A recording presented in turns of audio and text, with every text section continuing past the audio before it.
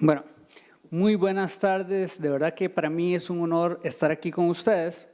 Para la Comisión de Innovación Regulatoria del Colegio de Abogados, es muy importante tener otro día para hablar de los derechos digitales y la protección de los mismos. Cuando hablamos de derechos digitales, muchas veces pensamos que estamos hablando de temas que solo salen en la televisión, temas que no nos afectan, temas que realmente no son propios de abogados porque no los entendemos. Y lastimosamente, para poder hablar de derechos digitales tenemos que empezar a reconocerlos en nuestro ordenamiento jurídico. ¿Y qué es lo más importante a nivel país para poder dar este paso? Discutirlo. Porque lastimosamente esto es un tema que se ha convertido en un nicho y no debería serlo. No hay ni una sola persona que se encuentre acá que no utilice la tecnología de alguna manera. Por acá un compañero inicialmente me dice, soy abogado, no utilizo tanto la tecnología, pues debería. Que no conozco tanto este tema, debería. Si usted es abogado, si usted es informático, si usted es gerente, realmente no se puede dar el lujo de no conocer esta materia. Y eso es una necesidad que tenemos todos, pero que se discute muy poco en nuestro país, se discute muy poco en las empresas y seguimos pensando que un abogado que sepa estos temas, ¿qué hace? Entonces, de verdad que uno llega y le dicen, es que yo quiero ver si usted me puede hackear al delincuente para ver si podemos obtener la evidencia o no. Usted no sabe que le está pidiendo a un abogado un tema que es un delito informático y que de acuerdo al artículo 196, párrafo 3, es delito por sí mismo lo que usted me está pidiendo. Pero llegamos al desconocimiento tan grande que no entendemos qué es esta materia, no entendemos la importancia de los derechos digitales. Y normalmente se cree que cuando hablamos de que se debe defender la privacidad, los distintos derechos digitales, estamos exagerando. Realmente he visto cómo personas dicen, es que está ahí únicamente para jugar de experto o para llamar la atención, porque ese no es un tema importante. ¿Cómo queremos que nos desarrollemos a nivel tecnológico con ese montón de obstáculos que nos quieren poner a nivel legislativo? Y hay un punto ahí. ¿Y cuál es el punto? El punto es que el profesional en derecho tiene que convertirse en un facilitador y no en una persona que solo piensa en obstáculos. Pero eso no quiere decir que debemos permitir que se le pase por encima la ley. Pero tenemos que, eso sí, aprender a pensar de manera crítica para poder buscar soluciones y para poder llegar ahí, sí que tenemos que aprender a pensar distinto. No es de recibo que usted los conocimientos que adquiere en la universidad únicamente quiera aplicarlo. Mi profesor me dijo, no. Más con el campo tecnológico, las normativas van cambiando y usted tiene que empezar a pensar solo. O revisa un contrato y no está bien que usted lo pase así porque no lo entiende. Porque es una materia tecnológica. Es que tiene que entenderlo. Tiene que saber analizarlo. Y de ahí que cuando usted aprende derecho informático, realmente solo está aprendiendo necesidades básicas de un profesional que todo el mundo debería tener. Pero en este país donde vivimos termina siendo un superpoder.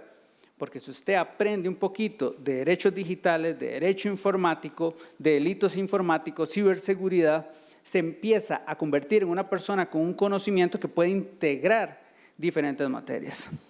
Entonces, si vemos los derechos digitales a nivel conceptual, hablamos que son aquellos que se sustentan en la protección de la dignidad del individuo, la libertad y las oportunidades de la persona frente a la tecnología en relación con sus actividades en entornos digitales o en el mundo físico. Ven qué interesante que hay dos elementos que suenan un poco salidas de contexto, como lo son las oportunidades y la libertad. Porque realmente si nosotros no tenemos una protección adecuada a la privacidad, no podemos decir que somos libres. Si nuestros datos se venden en Internet y se permite que creen perfiles nuestros para el mejor uso de quien sea, ¿realmente usted cree que tiene libertad? ¿Usted cree que decide realizar una compra cuando no sabe que ese anuncio que le salió se basa en todo el rastreo y toda la creación de perfiles que ya existe sobre usted porque su información se vende, porque vivimos en un mundo globalizado y hay muchos países donde se permite la venta de nuestros datos? Y aún así tratamos de decir que somos superiores a otros países que permiten la venta de datos, pero en Costa Rica se venden nuestros datos a pesar de que inclusive es una actividad delictiva. ¿Y por qué se permite que una actividad que se criminalizó desde el año 2013, específicamente, 2012-2013, porque hubo reformas, ¿por qué pasa? Porque no existe conciencia sobre los delitos informáticos, porque no se están generando capacidades a nivel país. ¿De qué nos sirve tener normativa?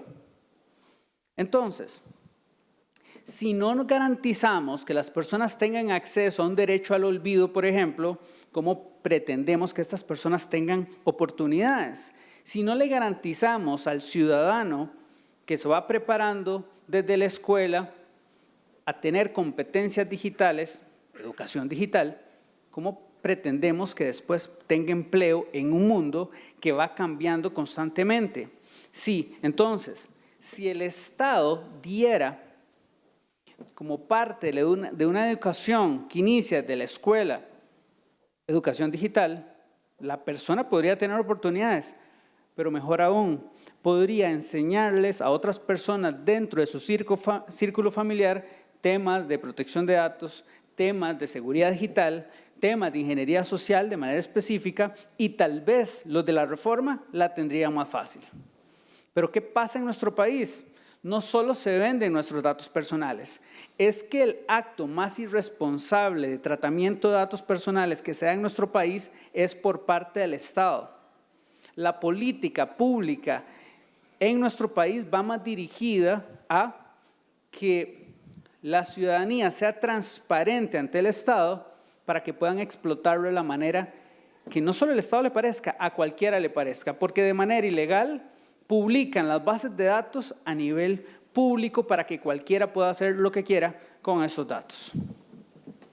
Entonces, si hablamos sobre derechos como la identidad digital, todos sabemos que en este momento, cuando interactuamos en Internet, estamos utilizando, claro, nuestra identidad, pero también vamos dejando una huella digital relacionada con las actividades que vamos realizando, pero sin pensar en que estamos creando nuestro currículum vitae vivo con el cual otros toman decisiones sobre nosotros.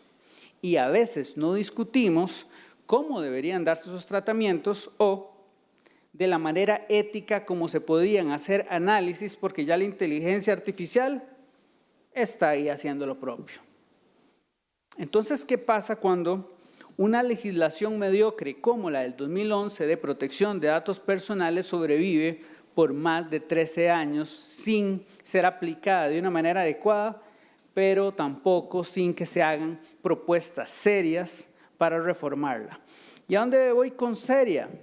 Pues bien, seria tendría que ser un grupo que se siente a conversar sobre cuáles son los problemas sobre esta materia en el país. Ya hablamos de uno, ventas de datos personales, bases de datos públicas, la aplicación de este derecho en el Estado, los abusos que se pueden dar en el sector privado y las sesiones en general de datos personales, artículo 14 de la ley que vamos a ver más adelante.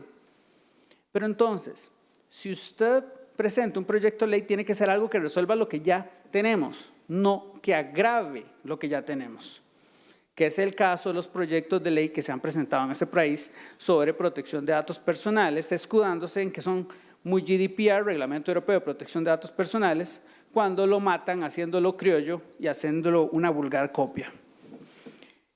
Derecho a la seguridad digital. ¿Cómo es posible que no solo no haya educación digital, sino que tampoco las entidades financieras se tomen el tiempo de proteger a los usuarios financieros de una manera adecuada? E inclusive en casos en donde usuarios financieros han sido víctimas de delitos informáticos donde ni siquiera han caído en una estafa, en un engaño, finalmente la Sala Constitucional dice: esto no es mi materia. Entonces, ¿qué pasa?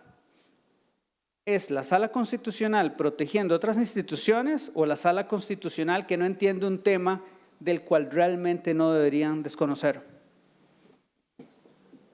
Por otro lado, vemos el tema de accesibilidad en entornos digitales y vemos que las personas que pueden tener alguna discapacidad requieren que la tecnología se cree con oportunidades para ellos, porque si no, estamos creando exclusión por diseño. Entonces, si vamos a construir ciudades inteligentes, realmente tenemos que pensar en esas personas. Por otro lado, si tenemos el derecho a la no discriminación algorítmica, pensemos en qué pasaría en un mundo en el futuro donde una inteligencia artificial pueda determinar sus enfermedades, posiciones ideológicas, que por ahí hay algunos algoritmos que tal vez con muchos fallos hacen eso, y se nos discrimina porque se piensa que X o Y. Y es donde viene el tema de que vamos dando pasos agigantados en la utilización de tecnología y pasos muy cortitos en buscar regular estas distintas materias. Entonces, si nos ponemos a ver, desde la creación de tecnología, podemos excluir a una población, podemos restarle oportunidades y de esta manera podemos excluir de sociedad a diferentes individuos. A nivel general, se habla mucho de la privacidad como si fuera un concepto estático, como si fuera algo que un ámbito de la vida privada que se tiene derecho a proteger de cualquier intromisión, claro, pero ¿cómo lo definimos? No, no es estático. Las sociedades lo van definiendo de acuerdo a su visión de mundo.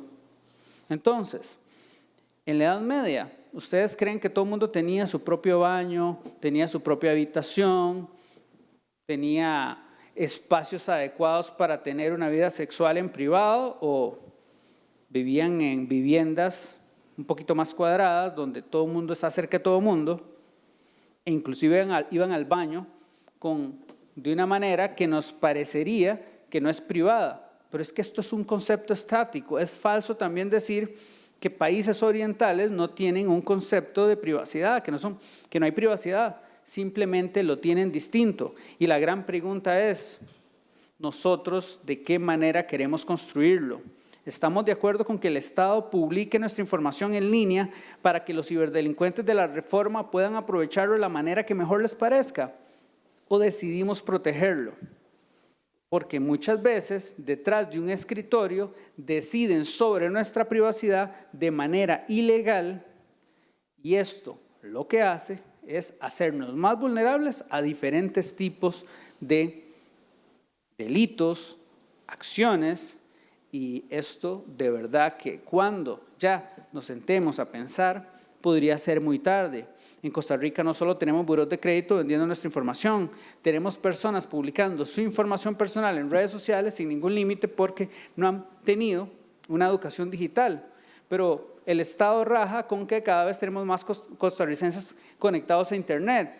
Pero ¿de qué nos sirve si los estamos únicamente exponiendo a la tecnología que está construida muchas veces para no protegerles, salvo que tomen decisiones educadas, informadas? Entonces, ¿por qué es importante proteger los derechos digitales en una sociedad democrática? Pues bien, porque de las experiencias del pasado hemos venido construyendo un sistema democrático liberal. Entonces, si históricamente las monarquías abusaron de su poder, incluyendo el ingreso a propiedad de los ciudadanos para poder investigar si había algo sobre lo que se debería investigar a la persona, quiere decir que ingresaban a su casa para tratar de ver de qué manera podrían obtener pruebas para construirle un caso de manera inquisitoria.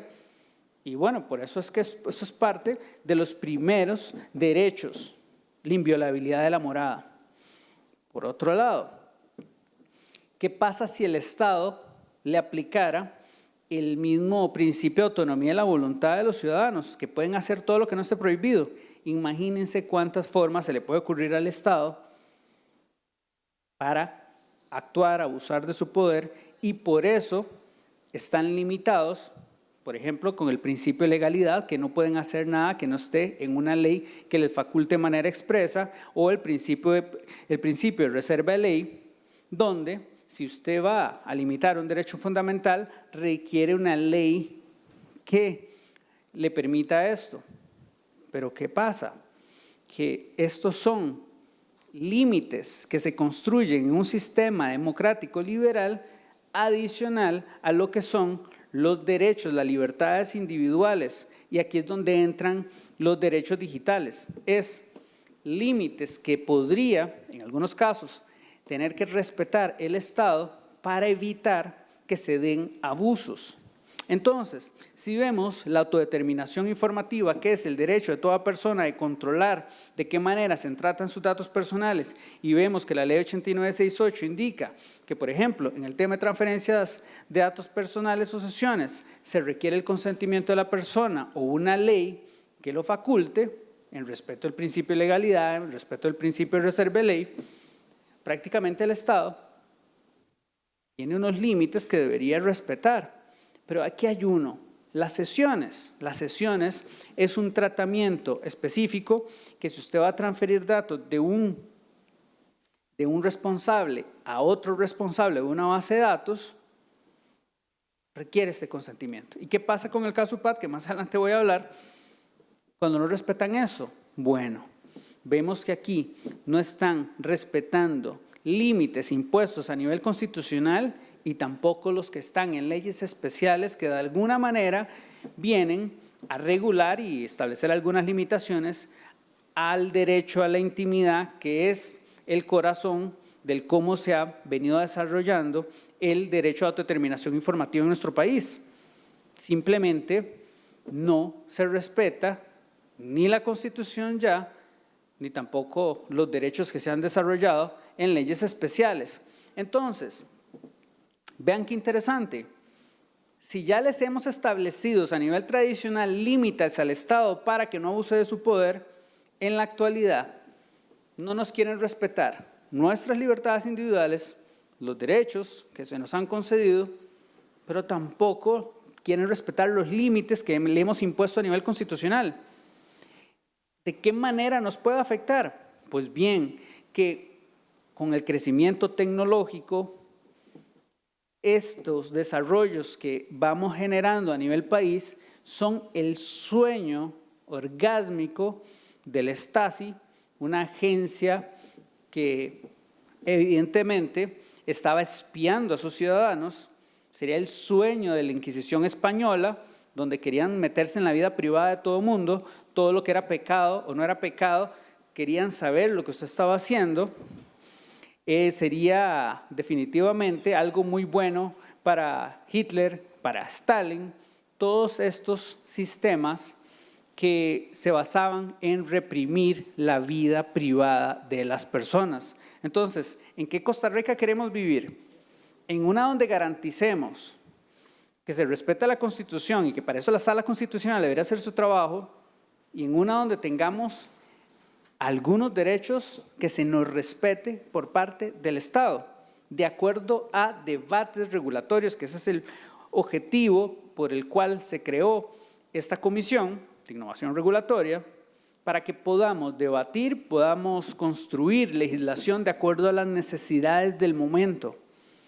Entonces, claro que ocupamos profesionales formados, y aprovecho para saludar a los estudiantes de la especialización en Derecho Informático que normalmente nos acompañan y que de quienes dependerá probablemente el futuro de todo esto que estamos hablando, porque no podemos avanzar en el estudio de los derechos digitales si no tenemos personas que los vengan estudiando de una manera profunda. Entonces vemos que por un lado tenemos la ley 8968 que viene finalmente a regular el derecho de autodeterminación informativa, que como les indiqué es una legislación un poquito defectuosa, pero a ver, podría cumplirse. Con lo que tiene, hay algo con qué trabajar, pero definitivamente deberíamos reformarla. Pero como les indiqué, los proyectos de ley, en vez de ser constructivos, tienen la posibilidad de construir las bases, pero para poder destruir nuestra democracia liberal, porque vienen a permitir muchas cosas que no deberíamos aceptar. El derecho a acceso a la información, el derecho al secreto de las comunicaciones y la inviolabilidad de los documentos privados.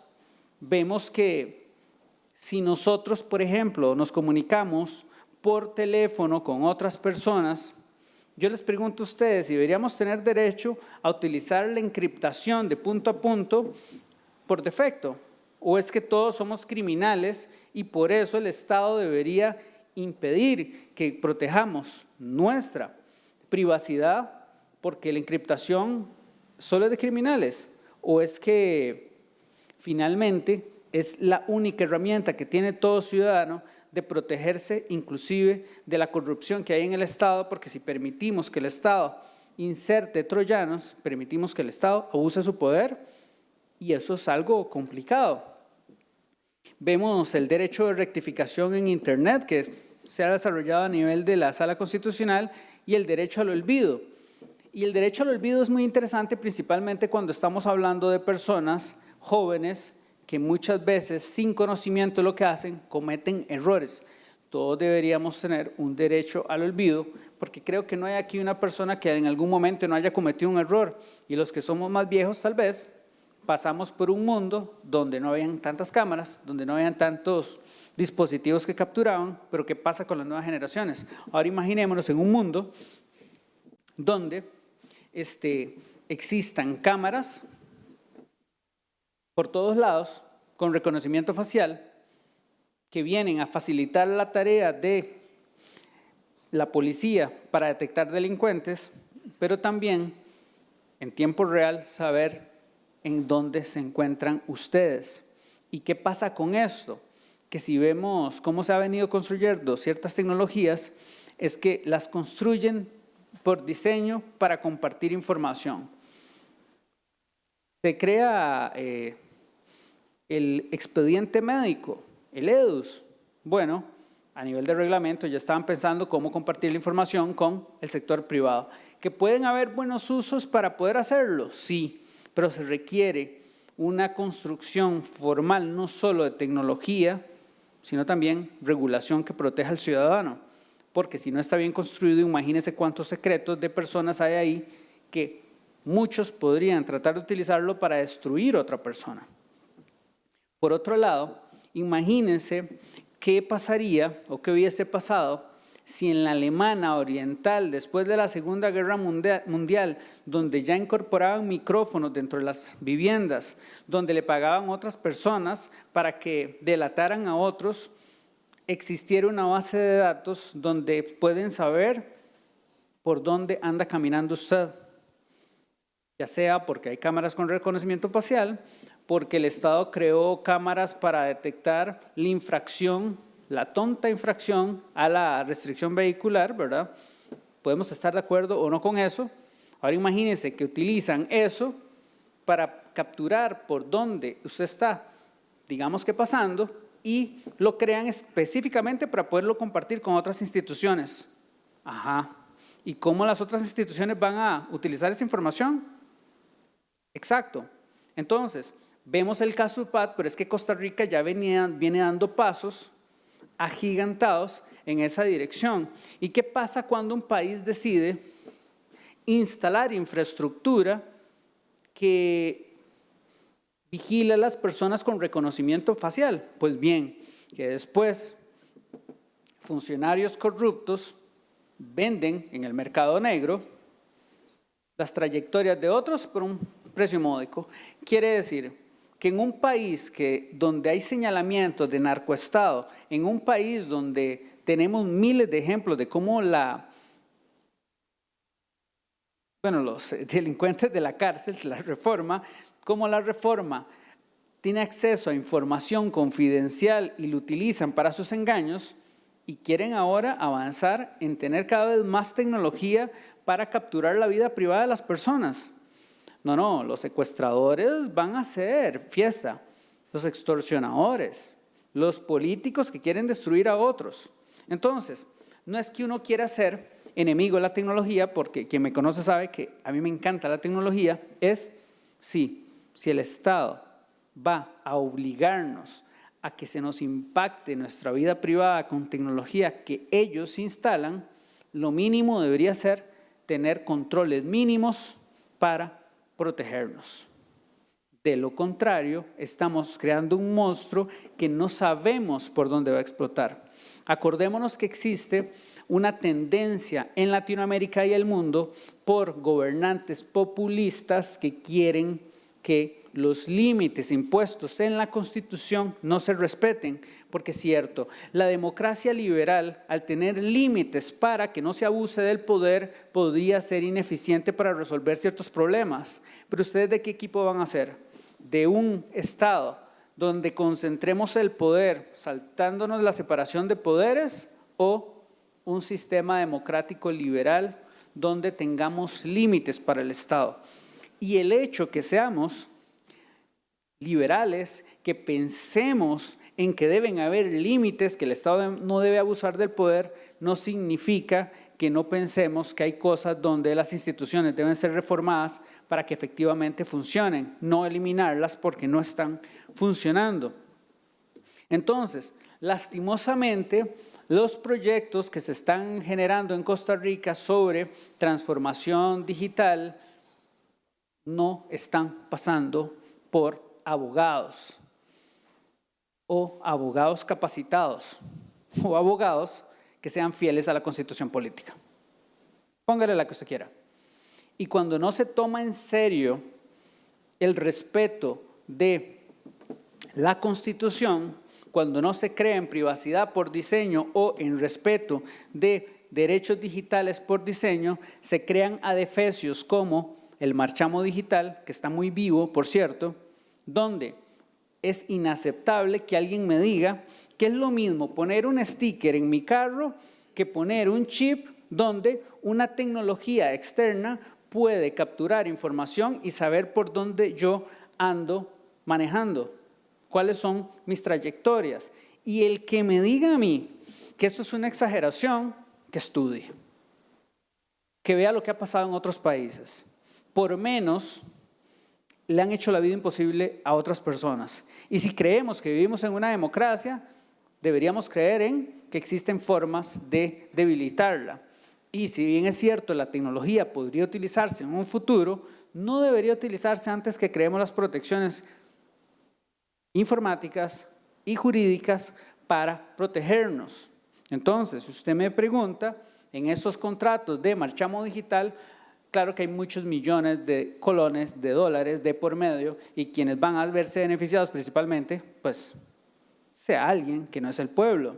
Y si bien es cierto, de un poco a veces, como se utiliza de la palabra el pueblo, ¿verdad?, propio de populistas, lo cierto es que si a las personas le vamos restando las expectativas que tienen de privacidad, finalmente se van acostumbrando al abuso de poder. Y vemos que el caso PAT fue muy interesante porque se nos quiso vender como que era un tema de Big Data, toma de decisiones inteligentes por parte del Estado, y qué hay de malo con eso. Lo cual, visto desde esa perspectiva, tiene toda la razón. ¿Qué hay de malo con eso? Y si no fuese por instituciones como el Colegio de Abogados, que ha creado comisiones, grupos de expertos que han venido discutiendo sobre los peligros de estos temas, estos casos como PAT hubieran ganado en el debate público. Y casi pasa.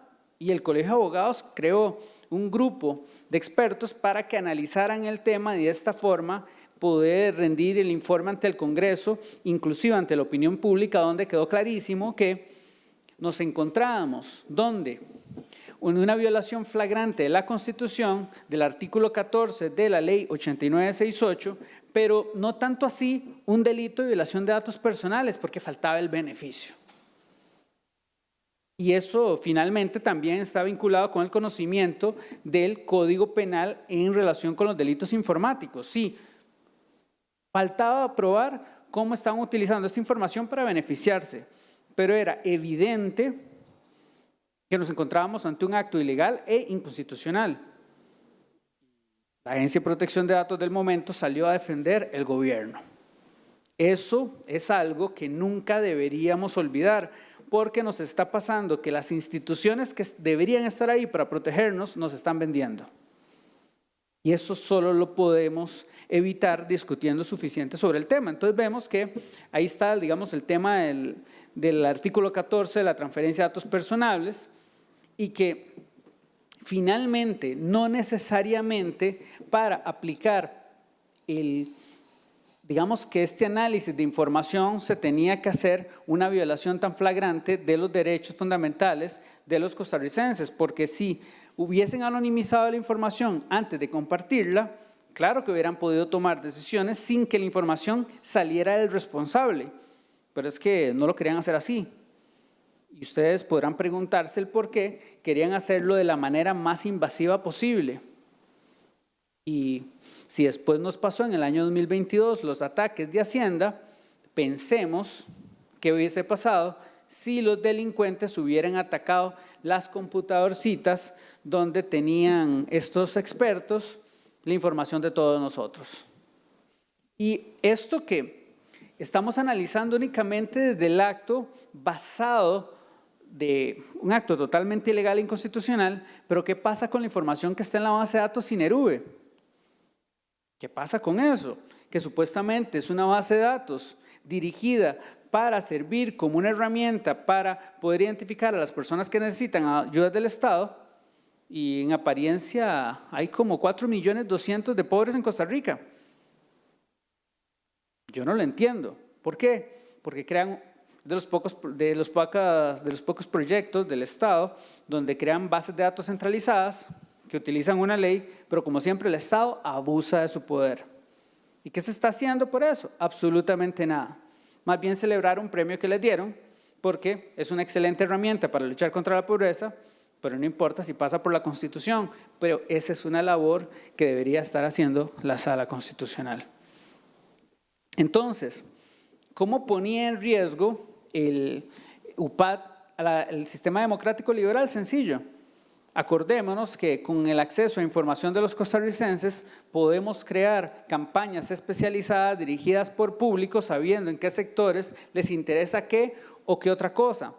Y pensemos en que el mundo en el que vivimos se está tratando de polarizar a la población, tanto por temas religiosos, tanto por otros temas que llamamos progresistas. Con eso se divide a la población. Ahora pensemos que tenemos la información para saber cómo poder manipular a X o Y, y que eso no es algo nuevo que está sucediendo, es algo que ya lleva años sucediendo, y que si vive en Estados Unidos es terrible lo que está sucediendo ahí. Entonces, a nivel general, toda institución y toda organización debería tener una Carta de Derechos Digitales haciendo un balance de cuáles son de las acciones que se realizan a nivel corporativo, organizacional, para reconocer derechos digitales y crear estrategias para poder respetarlos, tener una estrategia de privacidad con el mismo fin, una estrategia de ciberseguridad, ya sea pequeña, grande, dependiendo del tamaño de la organización, porque si no se crea una estrategia, no hay resultado. Si usted cree que solo con sus buenas intenciones y desear cosas buenas, les deseo un feliz lunes, ustedes ya le están deseando a los demás un feliz lunes, y así va a ser. Si usted es una persona que no tiene una responsabilidad como lo es el Estado, pues le sirve, pero si no, se tiene que hacer tomar pasos estratégicos para asegurar este objetivo. Entonces hay que hacer esto. Y cuando se creen proyectos tecnológicos como Marchamo Digital, etcétera, debería hacerse una evaluación de impacto y decir cuál sería la tecnología menos invasiva para el costarricense. Hacer un análisis y decir, sí, no es lo mismo una etiqueta que un sticker que se conecta con otra tecnología, y peor aún si está pensada para compartir toda esa información con diferentes instituciones. Podemos ser muy bien pensados o lo contrario. Entonces, sin privacidad definitivamente no hay democracia. Evidentemente, sin derecho a la seguridad digital, el costarricense no puede tener una expectativa adecuada de la privacidad. Tampoco podemos garantizar un libre desarrollo de nuestro proyecto personal, tomando en cuenta que si el día de mañana un funcionario corrupto vende información de su cuenta, el día de mañana le sacan todos sus fondos con todos los ahorros de su vida y se fue al carajo su proyecto como persona. Entonces, deberíamos garantizar una seguridad digital adecuada, principalmente en las instituciones financieras. Sí. ¿La educación digital está relacionada inclusive con la prosperidad de las personas? Sí. No importa si usted es un adulto mayor, no importa si usted es una persona joven, deberíamos ir construyendo protecciones para el ciudadano. Entonces sí, hay que crear estrategia, porque sin estrategia no hay garantía de derechos. Conclusiones. Nos falta mucho camino. La Comisión de Innovación Regulatoria se ha propuesto venir a discutir diferentes proyectos de ley que consideramos riesgosos, que consideramos provechosos. Hemos creado mesas de discusión sobre el proyecto de ley 23.097. Hoy seguimos discutiendo sobre el proyecto de ley 23.097, probablemente el proyecto de ley que más hemos analizado en cualquier comisión del Colegio de Abogados vinculados con tecnología, porque en la protección de los datos personales se encuentra el futuro de Costa Rica, y podemos tener una regulación que permite todos los abusos por parte del Estado, o podemos tener una que nos dé una garantía que nos vamos a poder desarrollar en nuestro país de una manera libre y limitando el poder del Estado, limitando el poder de la empresa privada que abusa también de los datos personales, y limitando el poder de los ciberdelincuentes que están destrozando la economía de miles de costarricenses. Entonces, de verdad que tenemos una gran tarea a futuro. Sin duda, el estar aquí ya es para ser parte del cambio, porque no podemos permitir que estos temas sigan siendo de un nicho y que finalmente no desarrollemos la normativa que necesitamos. Muchas gracias.